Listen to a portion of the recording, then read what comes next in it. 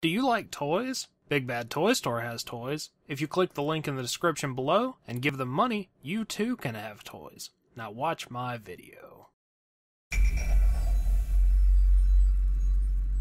Hello and welcome to VR Reviews. Today we'll be reviewing the Figma Hunter from Bloodborne.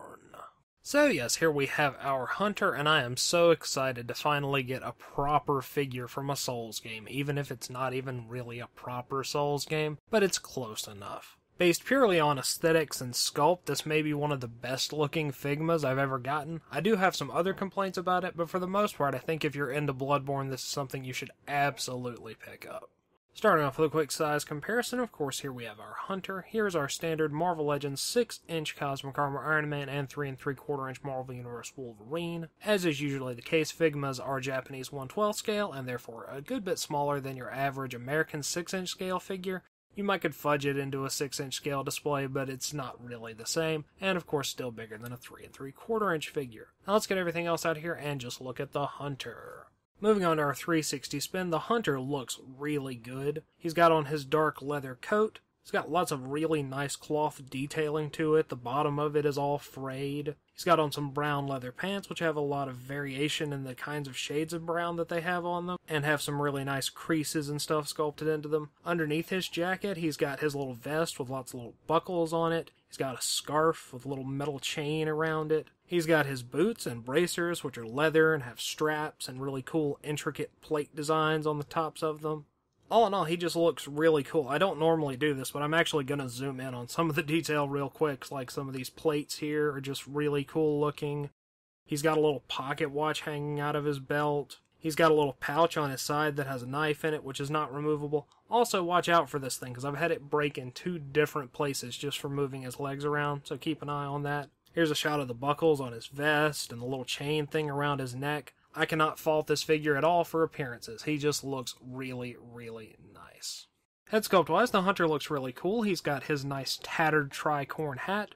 He's got some gray hair, which is sculpted nicely. He's got his little black mask on. But with the way his hat is turned downward, you're not really ever going to see his eyes, and you may not want to. Because almost every one of them I've seen, his eyes have been painted like this, and they're all lopsided and weird looking.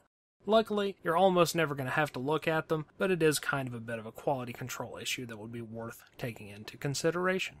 Articulation-wise, the Hunter is pretty standard Figma fare, although his outfit does get in the way of some of the articulation. Ball peg in the head and neck, so that moves side to side, rotates, all that kind of stuff, good range of motion there.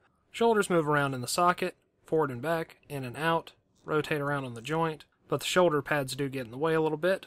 Single joint elbows, and they also move around in the socket a little bit, which is a bit unusual.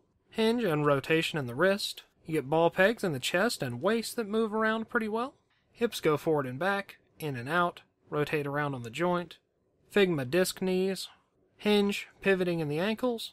Toe joint, and the back flaps of his coat do have little hinges on them as well, so you can move those out of the way to help with posing. So you should be able to get him into a reasonable amount of poses, but like I said, he can be hindered a little bit. Accessories-wise, the Hunter doesn't come with quite as much stuff as I would like, but he does have a few things. He has 5 sets of hands. He has 2 fist hands, 2 tight grip holding hands, 2 looser grip holding hands, 2 gun holding hands, and 2 relaxed hands. They're all pretty plain looking, they're just brown hands really, but they do the job they're meant to do. And of course he has his weapons. He has his saw cleaver, which is hinged, so it allows for transformation. It has really nice detail on it, all the wrappings. It looks rusty and old. It's properly weathered and has all the little details you would expect. And then he has his pistol, which is a lot more of the same, with lots of nice wood detail and all the intricate little designs that are carved all over the gun.